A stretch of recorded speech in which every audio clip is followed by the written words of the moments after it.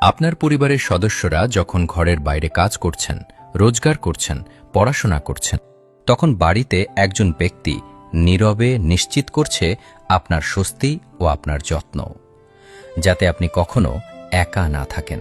বাংলাদেশের ৩৮ থেকে ৩৯% নারী কর্মক্ষেত্রে সক্রিয়। দেশের উন্নয়নে তাদের অবদান আমরা গর্বের সাথে স্বীকার করি। কিন্তু বাকি যারা গৃহিণী ও পরিচর্যাকারী, যারা পরিবারের নীরব রক্ষক, তাদের শ্রম ও ত্যাগ অনেক সময় অদৃশ্য থেকে যায়, অথচ তারাই প্রতিটি পরিবারের সত্যিকারের স্বস্তি। বিএনপি রাষ্ট্র পরিচালনার সুযোগ পেলে তখন বিএনপি এমন এক ভবিষ্যৎ কল্পনা করে যেখানে পরিবারের নীরব রক্ষক নারীরা স্বীকৃতি পাবেন। আর সেই লক্ষ্য পূরণেই বিএনপি তাদের হাতে দিতে চায় একটি ফ্যামিলি কার্ড। ফ্যামিলি কার্ড হল বিএনপির প্রস্তাবিত একটি সরকারি সহায়তা কার্ড। ফ্যামিলি কার্ড একটি নিশ্চয়তা।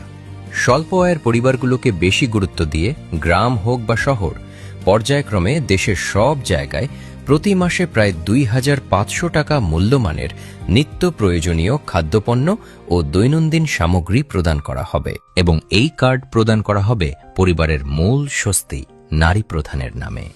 কারণ বিএনপি বিশ্বাস করে যে দেশ পরিবারের নীরব রক্ষক নারীদের স্বীকৃতি দিতে পারে, সেই দেশের প্রতিটি শিশু, প্রতিটি শ্রমজীবী ব্যক্তি, প্রতিটি স্বপ্ন এগিয়ে যায় একটি উন্নত বাংলাদেশের দিকে।